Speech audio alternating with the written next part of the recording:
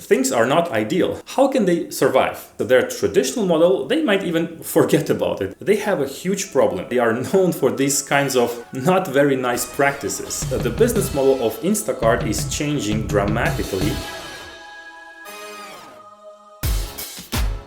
Instacart is a very interesting company and they plan an IPO sometime in the future. Although at the time of the recording of this video, it's still not at all clear when this will happen. But we can already discuss their business model. Even if their financials are not public yet, we can still analyze it and see whether there is a lot of potential or not. Especially that they are now actually shifting their business model from their original core business to an enterprise software. It's super interesting. So let's dig into all of that in this video and start with a bit of context. Instacart is a grocery delivery app. It's something that's very common today, but the founder, Apurva Mehta, saw this opportunity in 2012 when it wasn't so obvious. Back in time, you could order many things online, but not groceries. Before Instacart, he attempted about 20 startup ideas that all failed. Never give up. And with this idea, he wanted to join the Y Combinator, but he missed the application deadline and therefore the startup wasn't even considered. Still, he didn't flinch. And instead, he sent a pack of beer to Y Combinator board to prove how the app was working. That got their attention. The idea was reconsidered and he finally managed to get in. Be bold. So from there on, it's a classic story of startup growth. Onboarding of partner stores, hiring shoppers, and expanding into more and more cities in North America without being profitable. Of course, what for? In 2020, Instacart turned over $35 billion in grocery sales. They are now employing hundreds of thousands of shoppers and have about 25,000 partner stores in 5,500 cities. Some of the biggest partners of Instacart became Walmart and Whole Foods in 2014. But in 2017, Amazon acquired Whole Foods, which obviously sent shivers down Instacart's spine. It became clear that Amazon would leverage its Prime services to deliver groceries from Whole Foods directly by themselves. And indeed, they ended the deal with Instacart in 2019. This was obviously a huge blow, but the upside was that all the other stores and chains suddenly realized the growing grocery delivery market and therefore jumped to Instacart to start doing it. So much so that finally the company had its first profitable month in April 2020,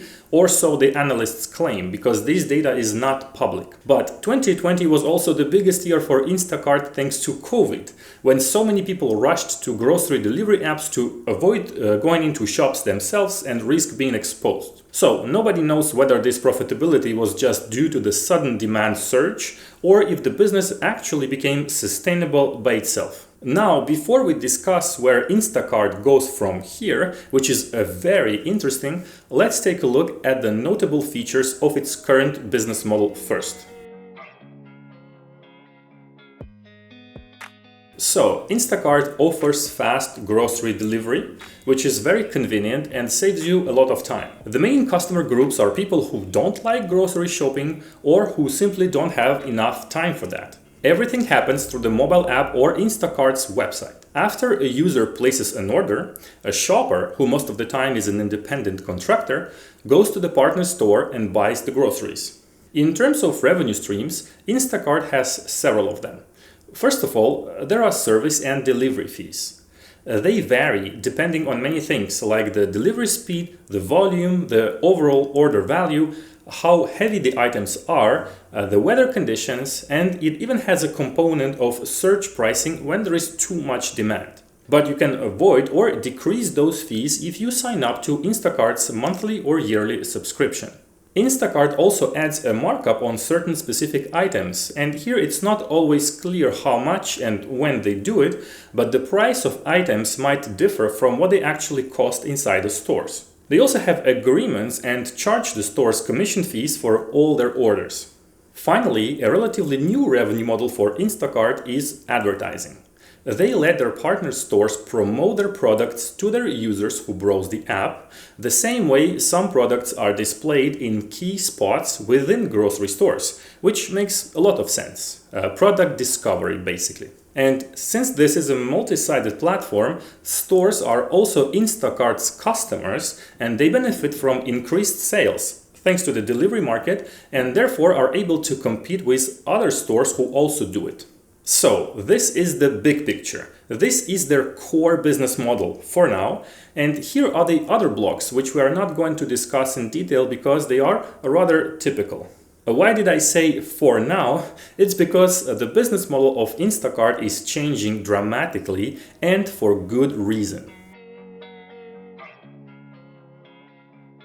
Besides the fact that we are still not sure about the profitability of Instacart core business model, they have a huge problem when competing with the likes of Amazon Fresh and their own delivery of Whole Foods groceries. Amazon doesn't really need to make money on that service. Their grocery delivery program could very well be a loss leader for Amazon just to sell more stuff from Whole Foods and increase market share. This is just a guess, but nothing prevents Amazon from doing it, especially that they are known for these kinds of not very nice practices, like I explained in my Amazon video, which you should definitely check out. It could be the same for Walmart, who originally partnered with Instacart to counter Amazon, but are now aggressively expanding their own in-home delivery app. It could very well be that Instacart's deal with Walmart ends the same way it ended with Whole Foods, and this sooner than later, and Instacart might be competing against apps that have no service fees basically. So the competition in the grocery delivery space is heating up big time. Huge retailers like Walmart and Whole Foods are already using their own technological solutions, and Instacart's profitability is in question. Recently, they even slashed their private valuation by 40%, from $39 billion down to $24 to better reflect current market conditions. Things are not ideal, so how can they survive? Well, they might have found a way. They launched Instacart Platform. It's a tool for retailers that basically lets them operate their own delivery app based on Instacart's technology and network. Many smaller stores want to offer delivery services but also want to have access to their clients' data and deal directly with them, without Instacart's brand in the middle. But unlike Whole Foods and Walmart, they don't have the capability to create such a solution all by themselves. And that's where Instacart serves it to them on a silver platter thanks to Instacart Platform. Stores can create their own white label apps and websites, display their products, advertise these products, sell them and deliver through Instacart's shopper network. And of course, they also have access to all the insights, data about their clients, item popularity, item correlation, order sizes, etc. What's more, Instacart is also installing small fulfillment centers around big cities that these stores can use to deliver their best-selling products even faster, sometimes in less than 15 minutes. This model is genius because if it works out and scales, Instacart will not need to compete on delivery fees, service fees, product markups and all of that, especially against the giants who have their own solutions which can be used as loss leaders. No, they will just sell enterprise software to the small and medium grocery stores and chains and collect their monthly subscriptions. The rest, their traditional model, they might even forget about it eventually. One thing's for sure, the grocery delivery market is growing, it hasn't peaked yet, and Instacart is well positioned to remain a key player. Internationally, they're not present anywhere else except North America, so there's also a huge potential there. But all of these are guesses, and we will have to wait to see their S1 filing to get the real numbers, growth opportunities and risks. In the meantime, you can check out my bestseller business model innovation course by clicking on the link in the description. This course will teach you the best innovation and differentiation strategies used by the most successful companies. And if you like this video, you will love the course. Also, don't forget to hit the like button and subscribe to my channel if you are new here. See you soon!